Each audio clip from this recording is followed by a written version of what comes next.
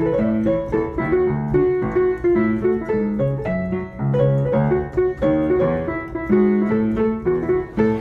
know that there are many arguments against a woman's right to vote. I understand. Change is difficult.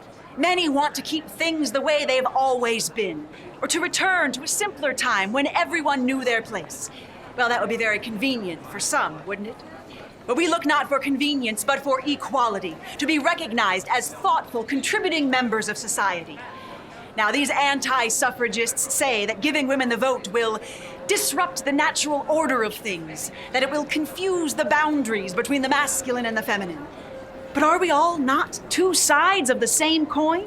Are we not all people who want to live peacefully together and work towards building better communities? There are some that say that politics is a dirty business, far too messy for women to associate themselves with. Well, ladies, have we not already mastered the art of cleaning up other people's dirty messes? We diffuse sibling rivalry and promote peaceful negotiations in the home. Why should our good housekeeping skills not extend beyond the home and into the political arena? There are some that say that politics is an ugly business, and it makes us less attractive by extension. I think you can judge the fairness of that. But if by less attractive you mean less silly and irresponsible, then yes. But I suppose that depends upon what you like. There are some that say that women do not have the mind for politics or the intellectual capabilities of making an informed decision in the voting booth.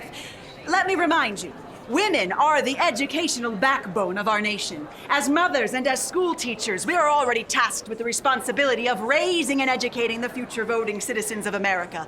And how can a person take credit for his own intelligence without giving some credit to those who raised and educated him? Get up the street! Get back in the kitchen! Yes, sir. The kitchen.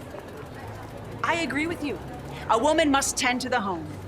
And issues of the home are voted on in every session of the legislature. Voted on without the wisdom and input of the very people whose experience would be of benefit. As a mother, I only want to make a better world for my children, to ensure their health and safety and well-being.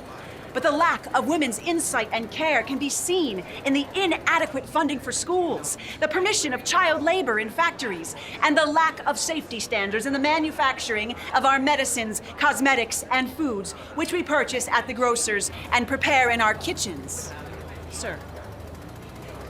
And what of those widows who do not have the support of a husband in order to feed their families? I must say that this number will grow as America continues in this great war overseas. Many women are tasked with the responsibilities of both work and the home.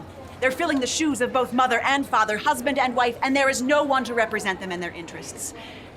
I see you, Senator, and I know what's important to you. Re-election and the continuation of your party's control in Congress. Let's talk about the most expedient issue right now. A federal suffrage amendment is inevitable. It may not happen this year or next, but the inequitable status quo cannot last for long. Senator, if you were to support a federal suffrage amendment, imagine the instantaneous boost of loyal voters you would have once women become enfranchised. If you do not support a federal suffrage amendment, you will merely delay the inevitable. And when women do get the right to vote, do you want to be the politician that kept it from them for so long? How will that affect your popularity as you seek re-election? Just think on that, Senator. Whatever argument you may have against a woman's right to vote, it is not based in reason, it is based in prejudice. If you are wise, compassionate, conscientious, and fair, there is no other option than to support women's suffrage. Women obey laws just as men do. Women pay taxes just as men do.